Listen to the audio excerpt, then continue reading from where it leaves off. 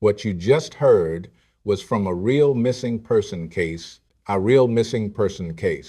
victim's last message. Today, let's talk about this case known as Japan's most mysterious disappearance. The story took place on the 22nd of July, 1989, involving two young people working in Tokyo. They planned to hike Mount Asahi in Hokkaido. This is a famous tourist spot in Hokkaido. Mount Asahi stands at 2,291 meters, the highest peak in this mountain range. Although not very tall, it offers beautiful scenery and is rich with hot springs. It's a paradise for skiing enthusiasts and hiking lovers. When the two arrived in Hokkaido, it was already evening, so they stayed at a hot spring inn at the foot of the mountain, planning to set off the next day. The climbing date reached the 23rd of July. After the two made simple preparations, they began to head toward the summit. But not long after they set out, a heavy rainstorm broke out in the mountains. Many climbers who had planned to ascend that day gradually returned to the inns, but the hot spring inn owner still hadn't seen the two young people return. The owner waited until after 6 p.m. without seeing them, and then called the police. Due to the bad weather and darkness, the police could only start the search the next day. Early on the 24th, the police dispatched a helicopter to search, but after hours of searching, found nothing. At that moment, a local guide provided an important clue. There is a large boulder on the hiking trail, and to reach the summit, you need to turn right at this boulder. So this rock became an important landmark, and people called it the safety stone. But a few years ago, due to a landslide not far from the safety stone, another rock, very similar in appearance, appeared. From the photos, these two stones look almost identical, causing many hikers to be misled, turning right at the fake safety stone instead. If you take that path, you enter deep forest, overgrown with weeds and full of scattered rocks, making it very easy to get lost. Because the two young people were not found on the correct path, people speculated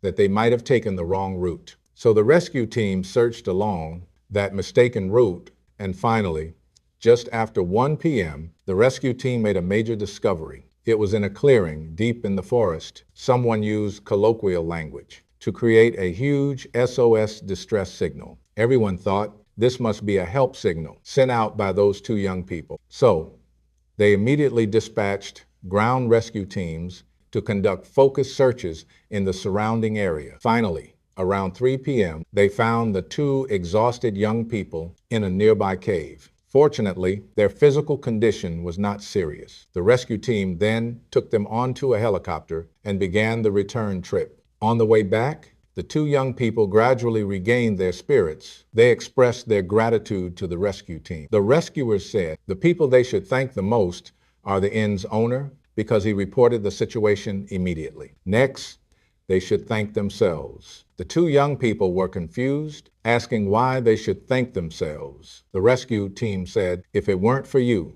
setting up the SOS distress signal in such a vast mountainous area, finding you would be like looking for a needle in a haystack, an almost impossible task. Now, the two young people were even more confused. They said, we didn't set up any distress signal. Because of the rain, we stayed inside the cave until we heard the helicopter and then came out. Hearing this, the rescue team was also stunned. If this SOS signal wasn't made by these two young people, it means there are other people trapped. So they sent out rescue teams again to search more thoroughly around the SOS signal. As expected, about 200 meters from the SOS sign, the rescue team found a damaged human skeleton and a backpack. It seems that the owner of the skeleton was the one who made this SOS signal. So the police took the remains and belongings back to the station for testing. Let's first talk about the belongings. Inside the deceased's backpack, besides daily travel items, the police also found a portable tape recorder, 4 cassette tapes, and a comic book. There was nothing directly revealing the deceased's identity. So the police could only place their hopes on the results of the follow-up investigation. 2 days later, Sichuan Medical University quickly provided the results. The forensic doctor judged from the skull that the deceased was an Asian woman, height around 1,6 meters, aged between 20 and 40 years old, multiple bone fractures on the body. The remains show signs of being gnawed by wild animals. Estimated time of death was between 1 and 3 years ago. However, the investigating officers quickly found inconsistencies. First, this SOS sign was made using a total of 19 large birch logs. Each log weighed differently depending on length and thickness, roughly between 100 and over 300 Gen 50 to 150 kilograms. So the total weight of these logs was between 1 and 3 tons. So how could a frail woman who had multiple bone fractures move these logs? Or, from another perspective, if she still had the strength to move so many logs, why didn't she try to get out of the situation herself instead of waiting to die right there? Because less than 100 meters from the deceased, there was a river. If she followed the direction of that river and walked another 7 kilometers, she would reach a village where people lived. The second doubt is, judging from the cross-sections of these logs, they were cut by sharp tools like an axe. However, in the deceased's belongings, no axe was found, and who would carry an axe while hiking, right? So, is it possible that this woman had other companions? They worked together to create the SOS distress signal. The companions still had mobility, so they planned to hike out to seek help, while the woman, due to severe injuries, had to stay behind and wait. Among the items left at the scene, the ones most likely to help the police solve the mystery were those tapes. So, the police put the tapes into the radio, and surprisingly, the tapes could still be played normally. The first 2 boxes of tapes contained anime music, which the police patiently listened to all of. The third tape also started with anime songs, but when it reached the last few minutes, the radio suddenly transmitted a man's sharp cry for help. This is the recording we played at the beginning of the film. Now, let's listen to it again in full. S-I, ba, si, di, ji, lay, si, ya, chi, de, je lay. You can clearly hear. The man is shouting every single word. The police believe the reason for doing this, might have been to record the cries for help while he still had strength, so the distress calls could be captured. That way, the tape could be played repeatedly because he was already very weak at the time, unable to keep calling for help continuously. Using this method, he could send out a continuous SOS signal. This was actually a very clever approach, but there is a contradiction here. As we just said, the police suspect there was more than one victim, and the voice on the recorder is a male's, which seems to support the police's guess. But strangely, the man's words do not indicate that there are others with him. Notice, he says, "Save me, not save us." This mysterious case caught the interest of a Japanese journalist named Yuko Mitsuwaki. He planned to go alone to the location where the SOS sign was to see if he could find some clues the police missed. After searching around, Yuko Mitsuwaki unexpectedly found new physical evidence. About 500 meters north of the SOS sign, he discovered a large hole covered with leaves and branches. After moving them aside, he found 2 cameras, a notebook, and most importantly, an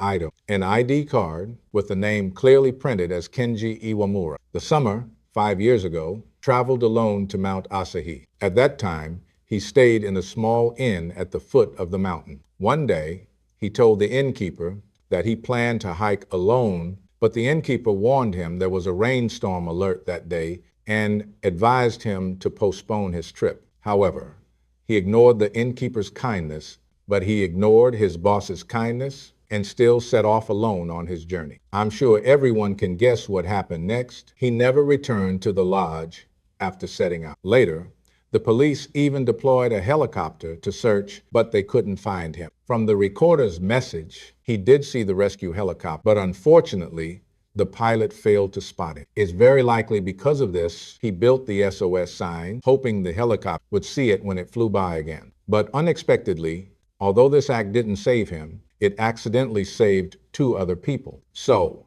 the situation still holds many unsolved mysteries. First, Kenji Iwamura was traveling alone, so who is that female remains? Actually, After they found Iwamura's ID, a dramatic event happened shortly after. The police overturned the earlier judgment that the remains were female and instead claimed the remains belonged to a male. Their reasoning was based on the skull to determine gender, but that method isn't very reliable. The implication is that these remains are indeed Kenji Iwamura himself. I find this shotgun approach really frustrating. Now, let's just assume these remains are Iwamura's. Then, back to the two questions. First, he was alone and in very weak condition, yet he built the SOS sign. Being in such poor physical state, building such a sign would be extremely difficult. Someone calculated that if a person wanted to build such a sign, including chopping wood and moving the logs,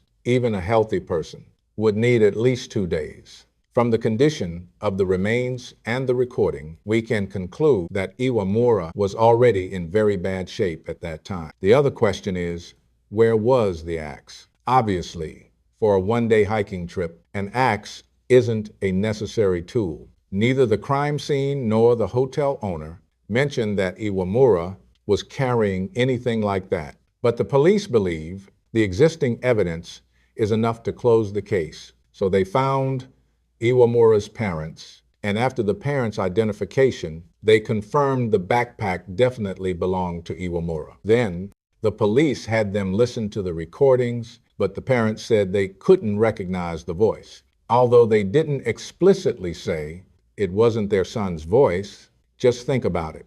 If it was the voice of your closest person, could you not tell? So being unable to recognize it basically amounts to denying that voice. It belongs to Iwamura. But even under these circumstances, the police still insisted on closing the case by stating the victim was Iwamura. Discussions about this mysterious case, it has also never been interrupted. Here, I will introduce two explanations that are more widely accepted by the public. One is that Yamamura encountered a companion during his climb, but Yamamura disappeared 5 years ago, so they traveled together, but they took a wrong path near the fake safe stone. During the hike, Iwamura even broke 2 bones, and they struggled all the way to the river, but Iwamura could no longer walk. So the companion recorded a distress call and gave the recorder to Iwamura, asking him to play the recording for anyone passing by to hear. Help.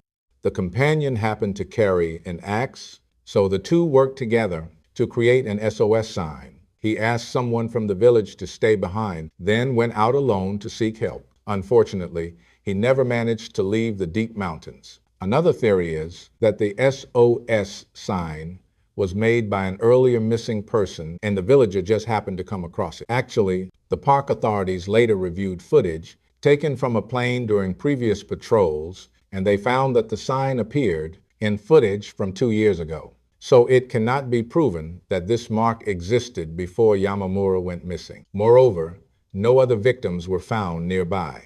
Also, no other victims were found nearby. Additionally, no other victims were found nearby. Here, I want to remind everyone to pay attention to one point. The police never confirmed that this body was definitely Iwamura's.